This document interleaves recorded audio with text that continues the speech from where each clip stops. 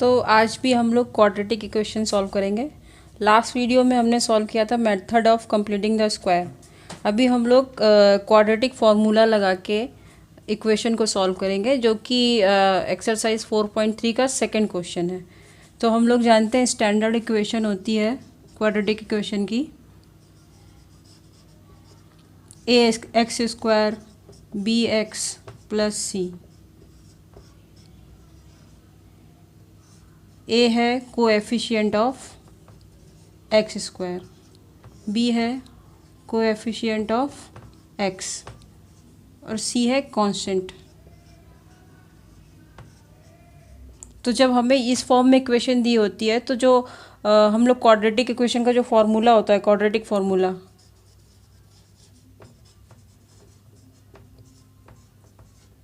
वो क्या होता है हमारा?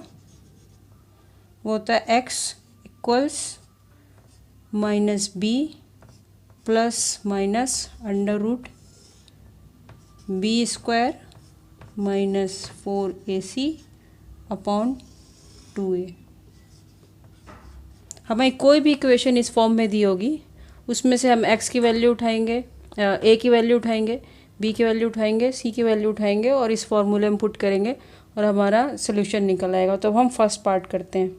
फर्स्ट पार्ट है 2x square minus 7x plus 3। तो यहाँ पे अपना a क्या हुआ 2, b हुआ -7 और c है 3। अब ये तीनों वैल्यूज़ हम इस फॉर्मूले में पुट करेंगे तो होगा x equals minus B plus minus under root -7 का whole square 4 into A into C upon 2 into 2। ये माइनस माइनस प्लस हुआ, -7 का होल स्क्वायर हुआ 49। अब ये ध्यान रखिएगा -7 का होल स्क्वायर जो है -49 मत लिख दीजिएगा। कुछ स्टूडेंट्स ये सब भी करते हैं, वहाँ नंबर पूरे कट जाएंगे, क्वेश्चन भी गलत हो जाएगी। अब ये हुआ अपना 4 इंटू 2 इंटू 3 24 -7 प्लस 7 या 25 का अंडर रूट 5 का होता है, अंडर रूट 25 का निकला।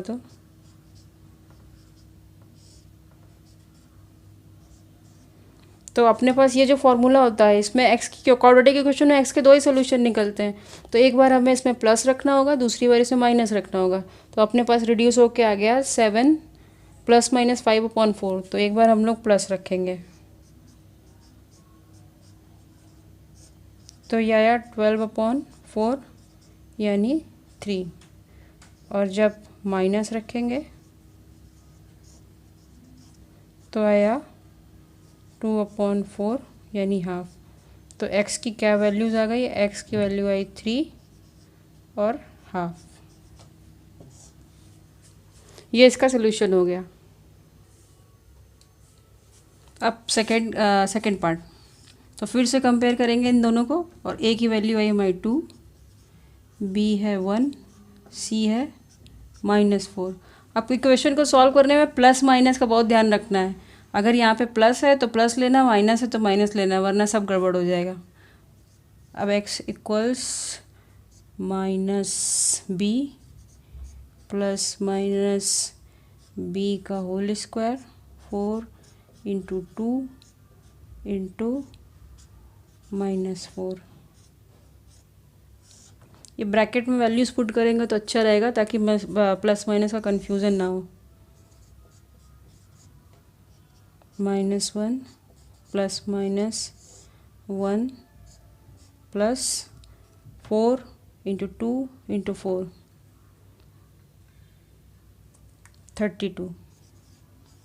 और क्योंकि ये माइनस का था इसलिए माइनस माइनस में के प्लस हो गया यहाँ पे अपॉन 4।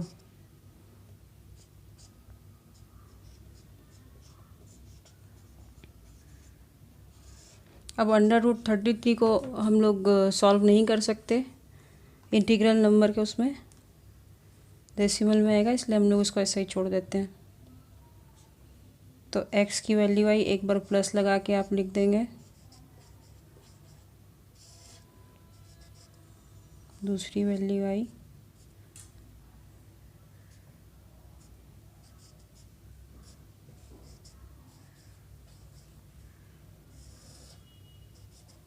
ये हो गया क्वेश्चन सेकंड का सॉल्यूशन।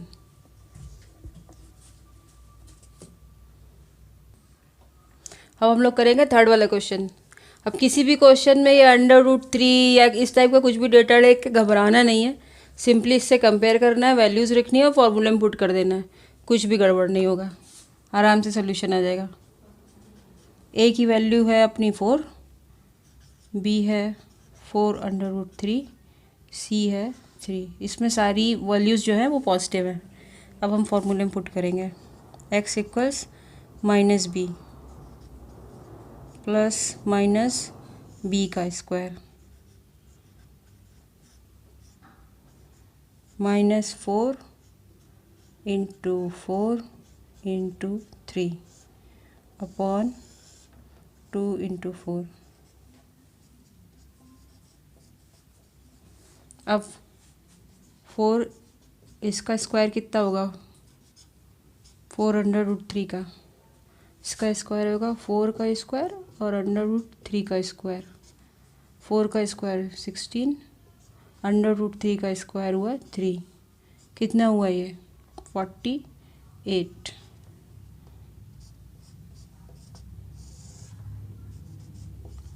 Four into 4 16, 16 into 3 48। अभी आप इसको देख के घबरा जाते तो हो जाता सारा काम। यहाँ 48 इंटू 48 माइनस 48, यानी अंडर रूट वाली चीज़ तो ज़ीरो ही हो गई। अपने पास क्या बचा, ये प्लस माइनस ज़ीरो।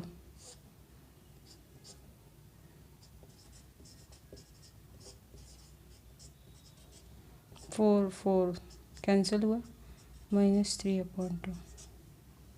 तो यहाँ पे x का एक ही सोल्यूशन मिल रहा है ये क्वाड्रेटिक इक्वेशन, लेकिन इसका एक ही सोल्यूशन है। ये सब क्वेश्चन देख के घबराना नहीं है, हम बार बार बोल रहे हैं कि इस टाइप का कोई डेटा है, बस इसमें रखो, सॉल्व करो, आंसर आ जाएगा। ये फॉर्मूला हमेशा ही बहुत इंपॉर्टेंट है, कोई भी मेथड दिया गया हो, कोई भी, आप रफ में सॉल्व करके इससे वैल्यूज़ निकाल लो, बाद में आप चेक भी कर सकते हो, वही वैल्यूज़ आपको निकालनी है। और ये थोड़ा बस आपका स्क्वायर थोड़ा मजबूत होना चाहिए इसमें।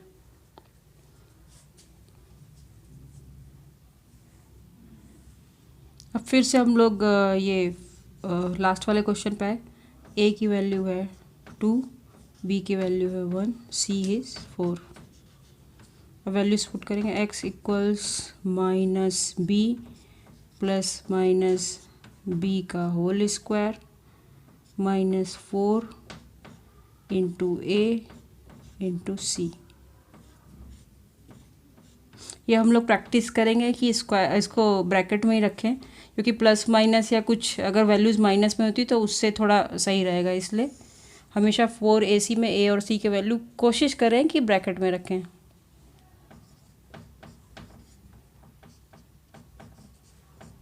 अब आया 1 -32/4,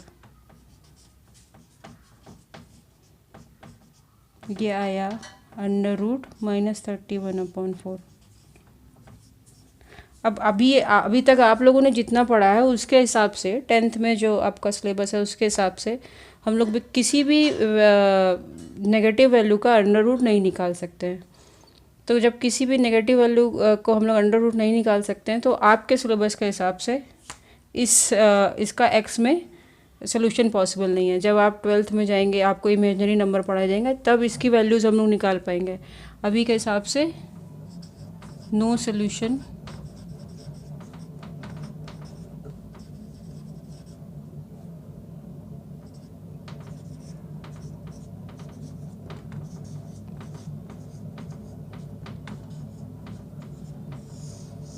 तो अगर आपको ये क्वाड्रेटिक इक्वेशन का सेकंड पार्ट अच्छे से समझ में आ गया है तो चैनल को सब्सक्राइब करें, लाइक करें और कमेंट सेक्शन में वीडियोस में क्या बेहतर किया जा सकता है वो बताएं।